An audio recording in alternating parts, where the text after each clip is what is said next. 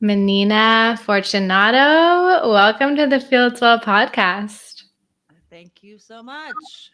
Of course, you've had an incredible 3-decade career in the dance industry, inclusive of being on America's Got Talent, dancing with icons like Beyoncé and Britney, and founding Menina Entertainment. But you're not only a dancer, you also help others monetize their passion and create a business around what they love.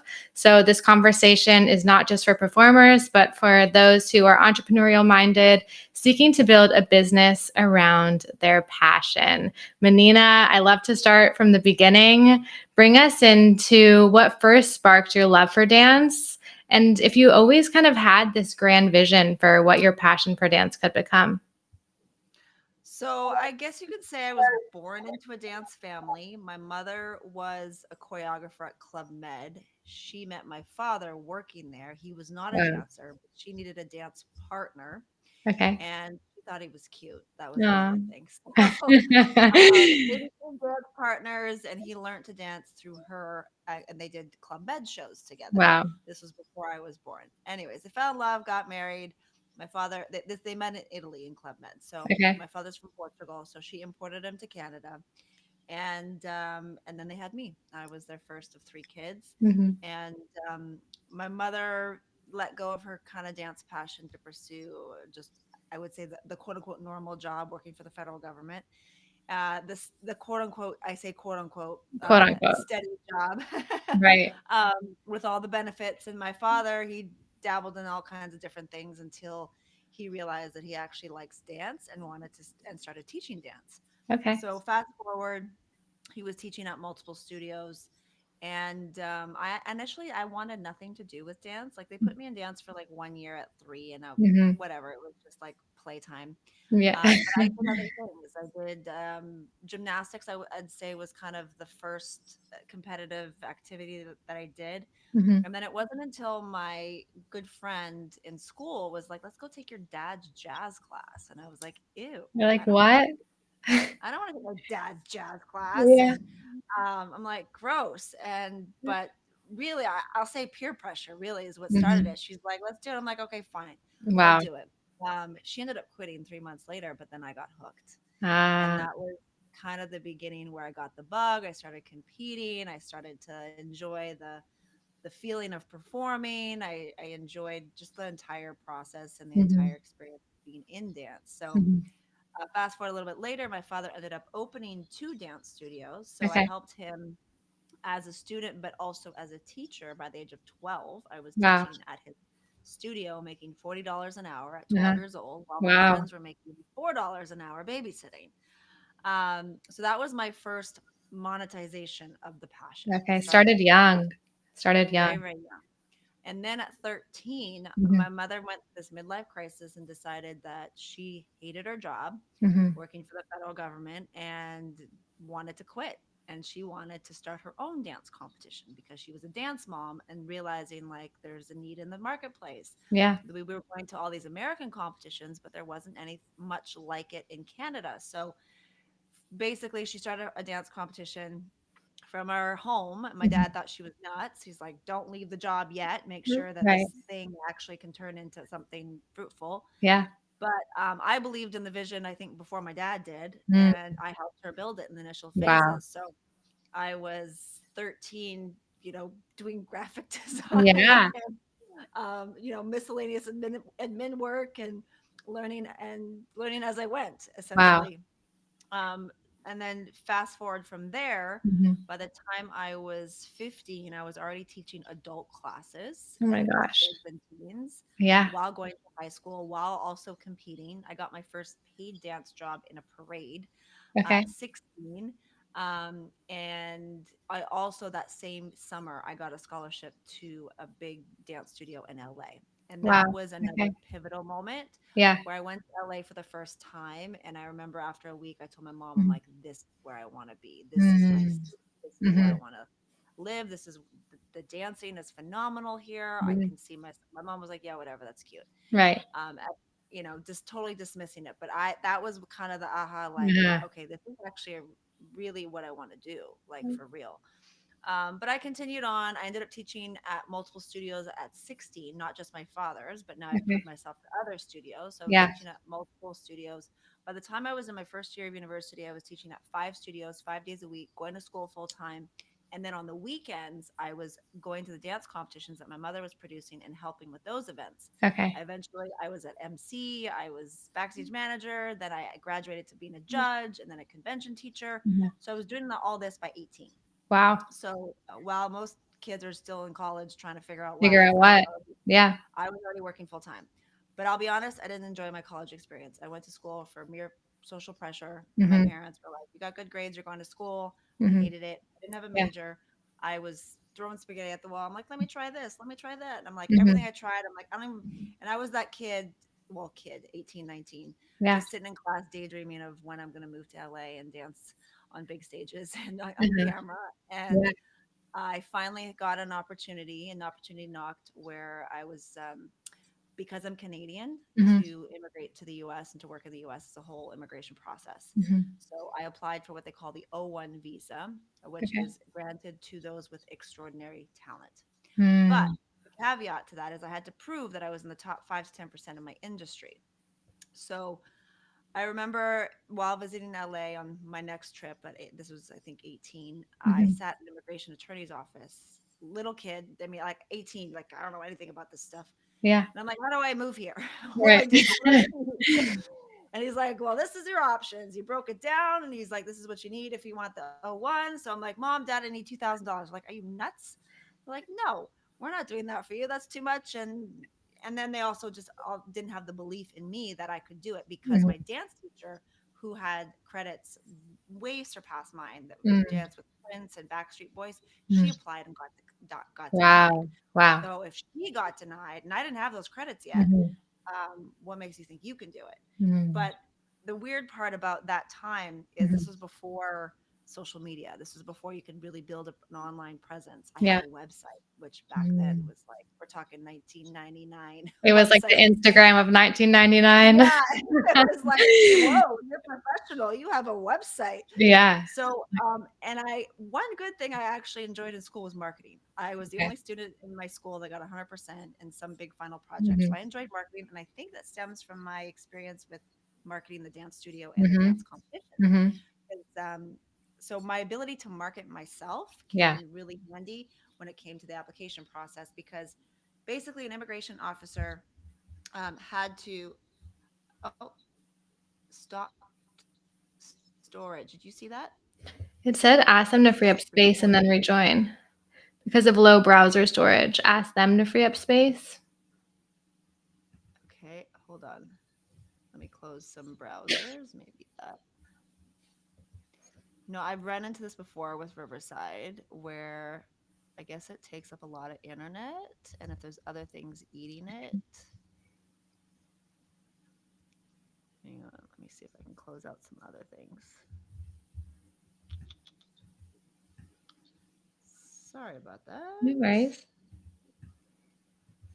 I was going to continue talking and then I read the notice. I'm like, oh, hold up. Yeah. Um, can you see anything on your end? No, it looks all clear now. Okay, I just closed out a bunch of browsers and such. So hopefully that is good. Okay, where was I? Immigration. Maybe I need to rewind a little bit. Immigration, going back to marketing the dance business in when you were younger, and so that Yeah, helped you with your website. exactly. So Mhm. at the time, because we didn't have a big online presence, you Mhm. had an immigration officer that was judging your ability on based on documents. So Okay. there's no video content. There's no social media to look at. They are literally judging you from pieces of paper of letters of recommendation, newspaper articles, magazine articles, sample contracts, pay Yeah. stubs. So they're judging you strictly off of something on the piece of paper. So I was able to present myself in the Mhm. most professional way, without lying, still just amplifying what I actually had, Right. and somehow was able to convince an immigration officer that I was an extraordinary talent to Wow. get this visa. So It I did this without my parents. Go ahead. No, I was going to say it's almost like personal branding was important then. We just didn't know how big it was going to become. Like you had your website that they could look at, Yeah, and it absolutely. was backup for them approving you. That was the only thing. Yeah. Yeah, that was the only thing I had online Yeah. that showed me as a professional. So yeah, that was our version of personal branding back Mhm. then. But now I've been told that to get that same visa, they actually do Google your name and Mm. they do look at it Mhm. on the internet. Mhm. Back then, they didn't Yeah. really rely on that.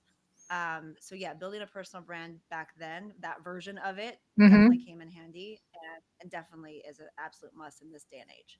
But at that time, I first of all, I didn't get my parents' approval. They were like, "We're not doing this for you." So I was like, "Fine, I'm going to use my own money from teaching." So the teaching Yeah. of dance, I saved that money. I hired the attorney. I did not tell my parents because I didn't want to fail and them get mad at me like, "Oh, you wasted your money." So I took a chance. I bet on myself. You bet on I had a lot yourself. of betting on myself. Yes.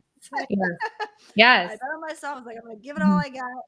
And one day, it was actually a few days before Christmas, I got the news that I got approved. Wow. So I surprised my family Christmas Day. I said, Oh "Mom, Dad, my I'm moving to gosh. California." They're like, "What? What do you mean?"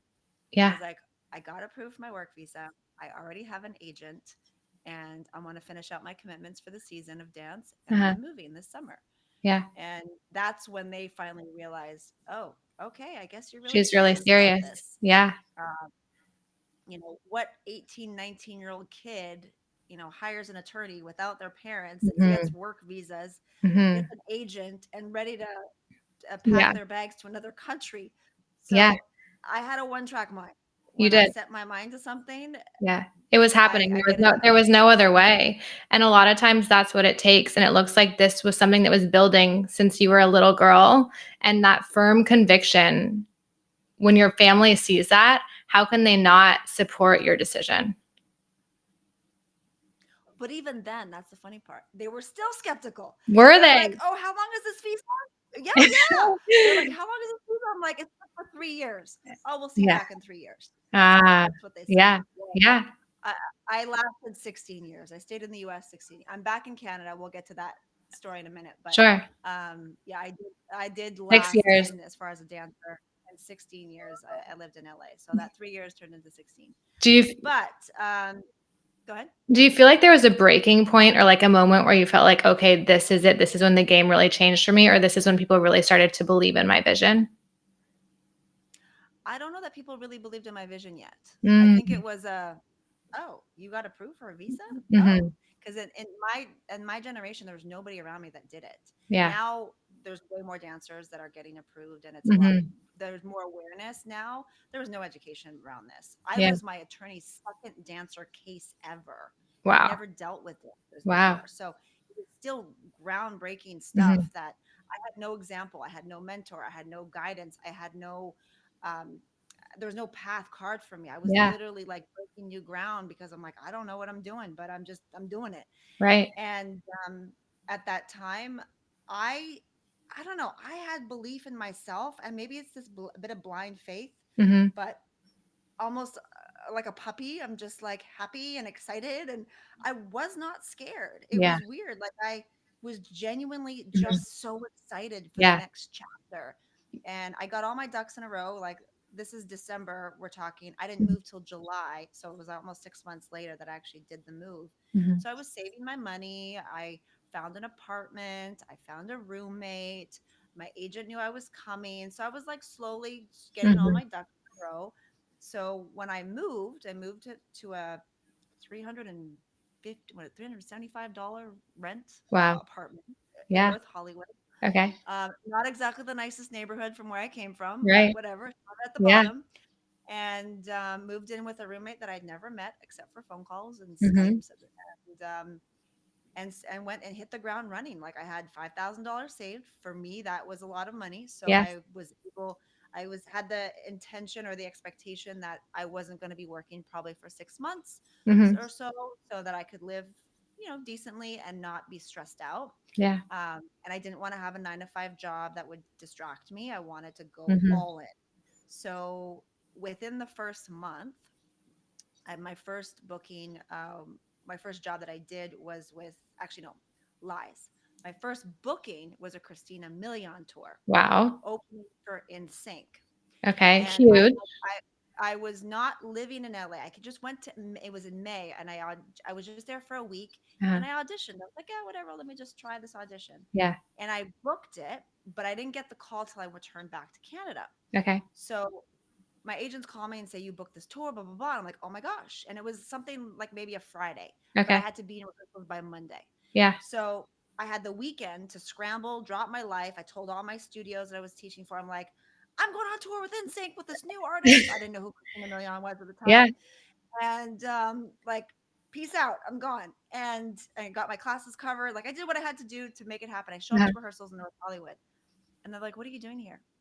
I'm like, "I'm here for rehearsals." Yeah. Like, well, your agent said you were in Canada. I was like, I was. I'm here now. Well, we replaced you.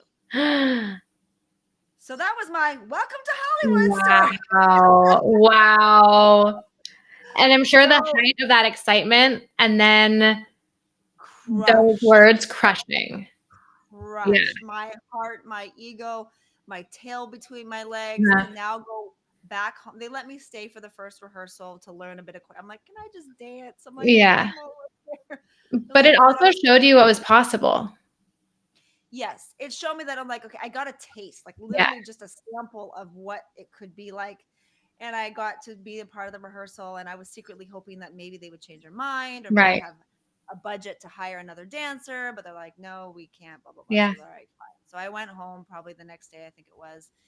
And I asked for my jobs back, and they were gracious enough to give it back. Mhm. And I was like, all right, I guess I'm going to finish out the season like I planned to. So I had one more month of June left, and then I did the official move in July. So Mhm. my first booking was not my first job that I Okay. did. Yeah. That's why I kind of skipped that one because it didn't actually happen. But I learned a very valuable lesson. Never talk about your wins until it actually happens. Yes. Because I told everybody I'm Right. going You on were tour so with NSYNC. excited. And NSYNC back then was like massive. Huge. They Huge. were so big. So I was just excited just to the whole thought of that was just so exciting. But then of course the high came the crash after that. And Mhm. I was devastated. But I could have easily just be like, well, maybe this whole LA thing is not meant to be, or get discouraged or get scared. And no, I went back at it again. Yeah. And then my first job that I actually Mhm. did was with Paula Abdul, Okay. who was one of my teen idols growing up. She was my Yeah. first concert when I was 12. I got a scholarship from her dance convention when I was 16. So there's a theme of Paula Abdul in my life. Okay.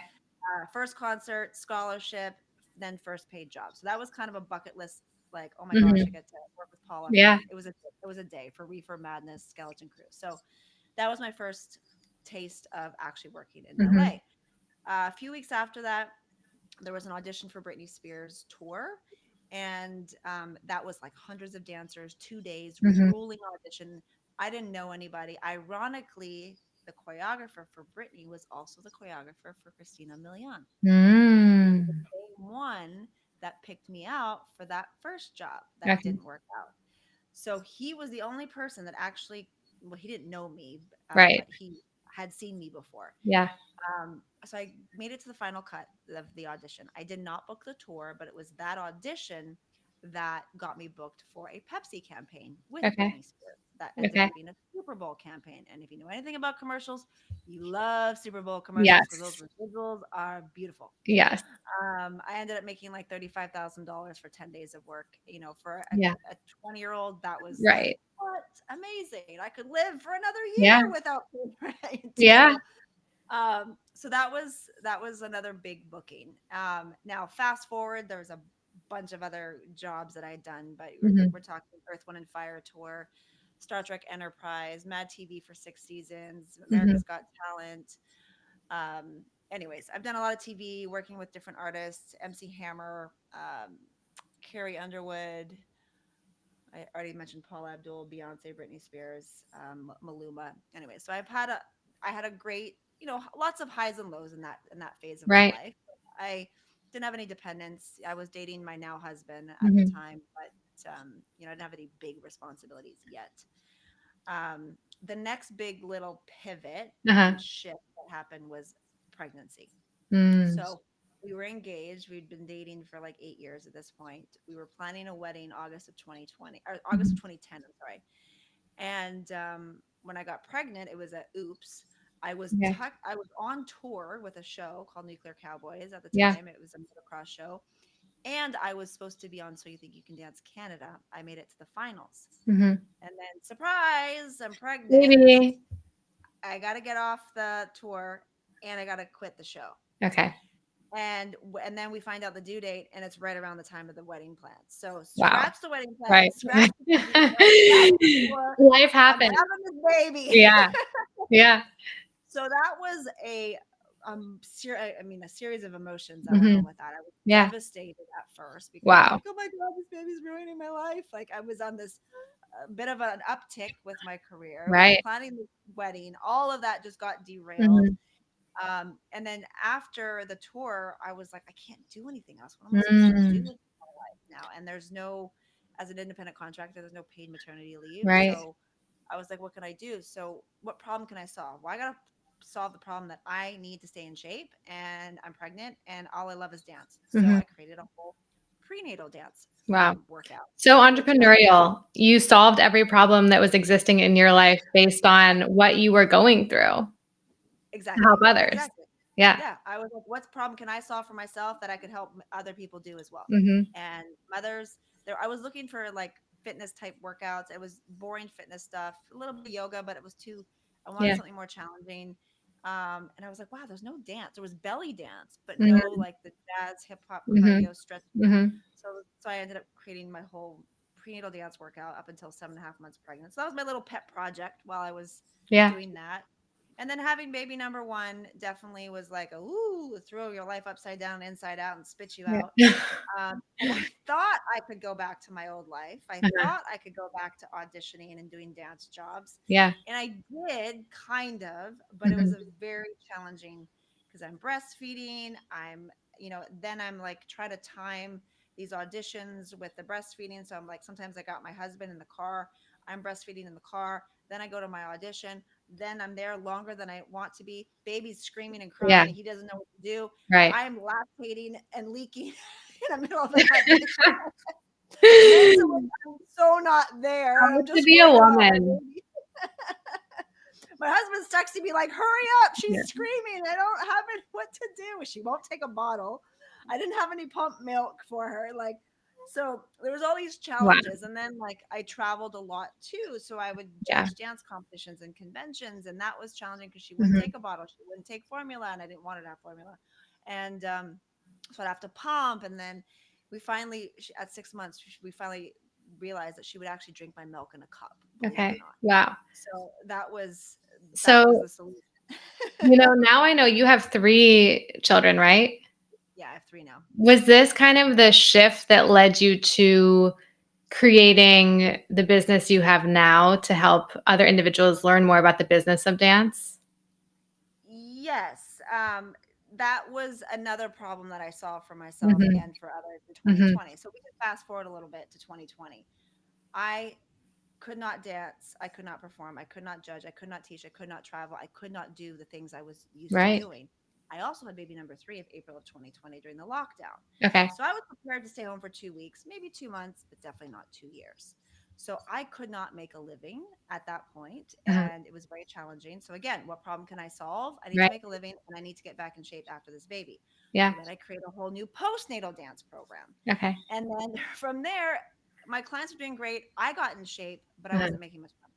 Hmm. So fast forward a little bit, 2022, I finally was able to produce a dance event that I hadn't produced in a couple of years. Hmm. And I decided to create a new offer called the Business of Dance. And the Yeah. Business of Dance is an online coaching program for aspiring professional dancers to help them build their careers.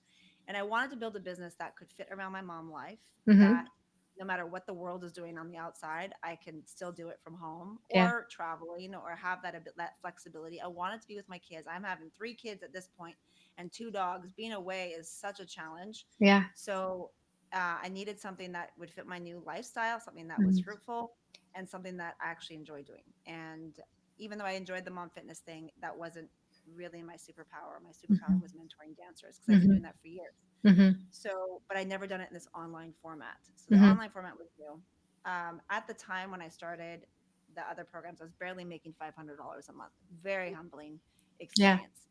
Then that first pitch that I did for Business of Dance at Uh-huh. an event, I made 17,000 on that one day. Amazing. Wow. I made more money that day than I probably made the year before, Yeah.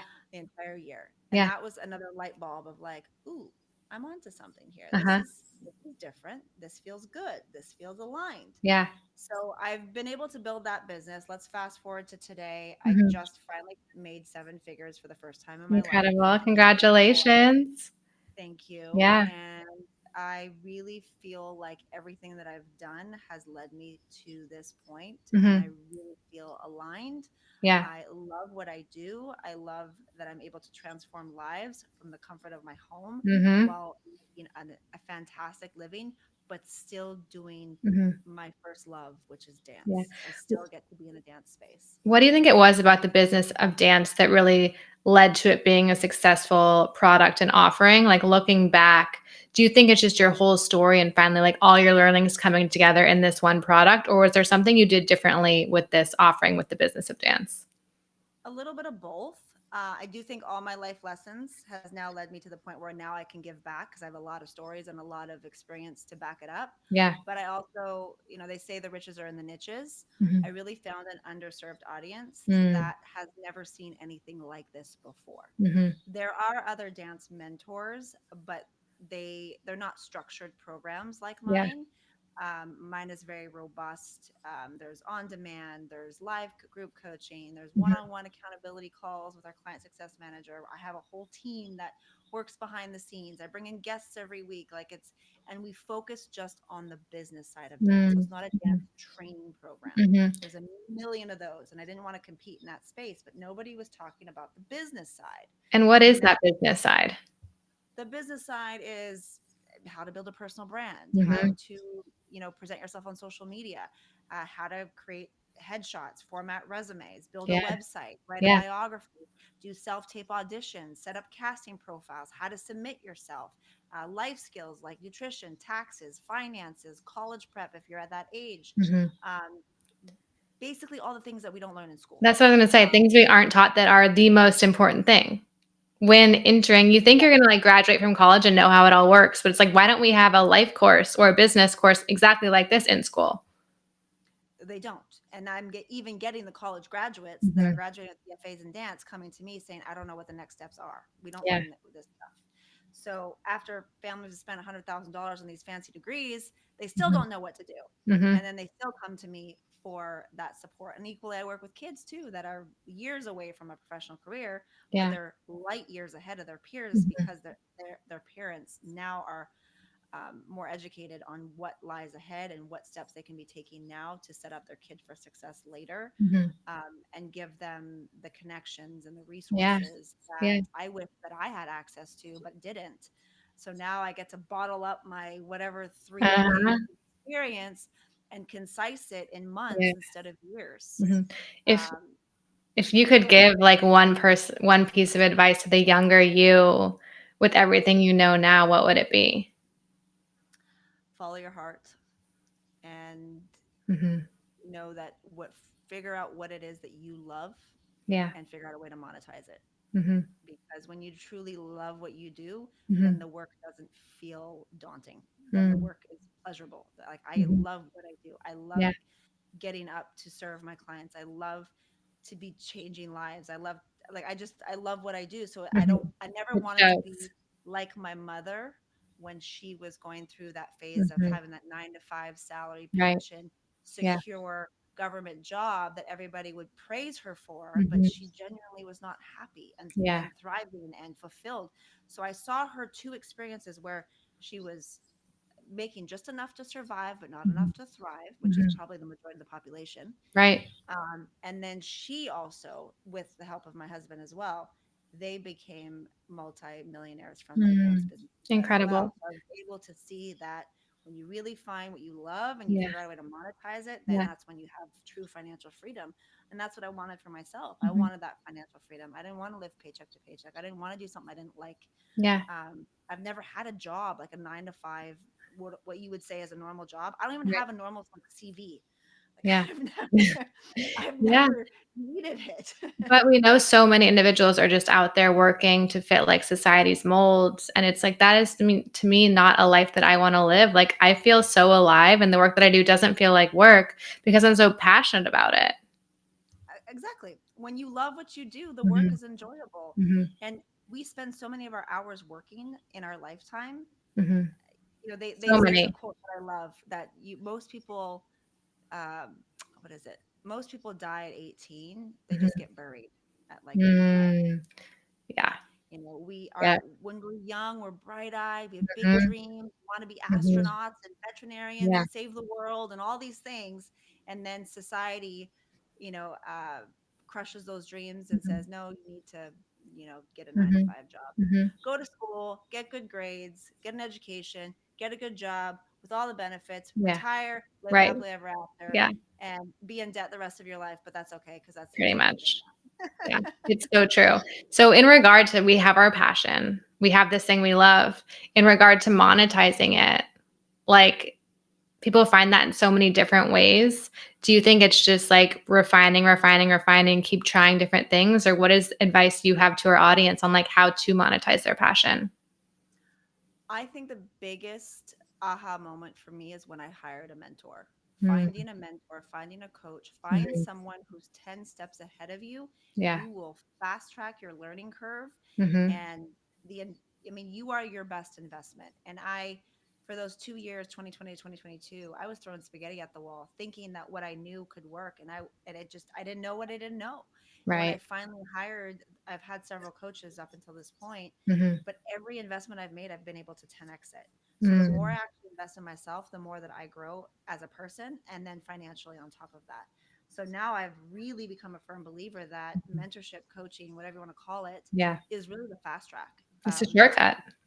It's the shortcut to Mhm. success because Mhm. you're gonna pay the price anyways, whether Right. it's through money or time. Yeah.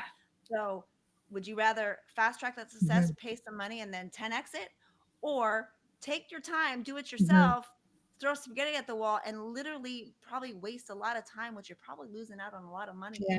in that Mhm. time frame, anyways. Mhm. So, getting an education from someone who has actually done the thing that you actually want to Yeah. do, in my opinion, is the fastest way to get there. Mhm, mhm, so true. I mean, I heard this quote, I think it's by Les Brown. It's that you can't read the label when you're inside the box.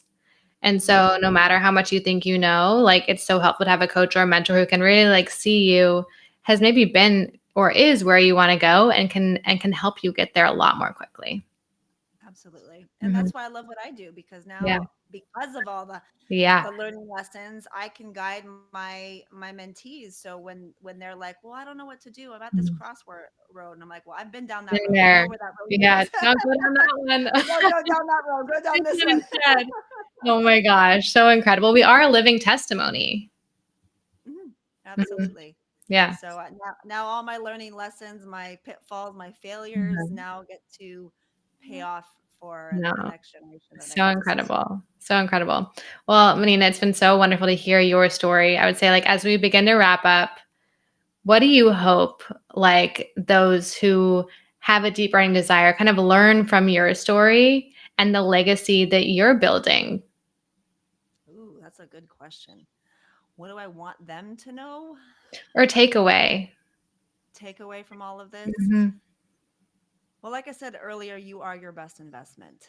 mhm, And if you're not willing to invest in you, then no one else will. mhm, And having that self belief that you can do it, mhm, every great athlete, entertainer, politician, mhm. millionaire, whatever, there is a certain level of belief, self belief, and confidence that they Yeah. have. But sometimes you don't always have confidence. Sometimes you actually do it while scared. Mhm, And failing is also another important lesson that I've learned from mhm, success. Success at the end of the day is a series of failures and mm, never quitting. mm, mhm. And when things get hard, it's very easy to go, maybe this wasn't meant to be, rather than actually, here's a quote for you that I love. Well, actually, that I think I made it up. Life is That's a dance. When you hit a roadblock, just remember to kick, ball, change, and pivot. Ah, love it. Keep dancing. Keep Just keep dancing. dancing. It's a Yeah. dance. Like Yeah. you move Yeah. left and then you're like, "Oop, hold the roadblock, Oh, switch, yeah. other side. Let's go this way. Oh, no, that's not gonna work." And it's like going through a maze, and you just got to Yeah. keep hitting walls until you Right. actually find a Make way it to the to the next. destination. It's so true. So many stop too soon. Like, Yes. Sharon Lecter and Greg Reed wrote the book 3 Feet from Gold. Yes. So many give up Yes. 3 feet from gold. Keep dancing. Maybe you need to do a little pivot, a little turn, and Yeah. we'll be able to move forward. Menina, where can our listeners find you? Well, I'm the only Menina Fortunato, I believe, on the internet. So Wow. that's easy enough to Google my name. But Menina Fortunato is all my handles on Mhm. Instagram, on Facebook, on YouTube, on my website, meninafortunato.com. That will take you to my different business websites. So I'm pretty accessible, whether through email or social media. Amazing. And one thing you're looking forward to that you're working on now that we can get excited about? Oh, well, I love because I interview guests every week as well, Mhm. and I love literally making new connections with other influential people in my dance space. Yeah. I love also the lifestyle that I'm able to live right now. I just got back recently from a beautiful trip from Hawaii because my Mhm. daughter had a volleyball tournament. So I just love that I get to do what I love, Mhm. manage, family life. Mhm. Although I can actually tell you something that Ooh, will not give be us out the tea. publicly. Give us I the tea. I did sign my contract recently, so I think I'm allowed to talk about it. Okay. I'm going to be on a TV show, actually, called Ooh. Legacy Makers. Rudy Bauer is the host and the producer. And it's basically featuring different um, influential people. There's Yeah. athletes, there's entrepreneurs, there's entertainers, Mhm. and basically their legacy, sharing their legacy story. So I'll have an entire episode Wow. just about my entire journey and the Mhm. highs and the lows of it. And I get to share the screen time with some pretty influential people. There's Yeah. other guests like Carmen Electra. Les Brown Wow. is actually Wow. on it. There's some other pretty big heavy hitters. So to be amongst that group of people is kind of exciting. So that won't be out for a while. We haven't filmed yet. Okay. I just signed the contract last week, so it'll Well, be probably several months before that gets released. everyone, you heard it here first. Oh my gosh. Congratulations, Menina. It's been such a joy to have you on. I wish you nothing but continued success, and I'm so grateful to be connected. Thank you so much for having me. I appreciate it. My pleasure. Talk to you soon.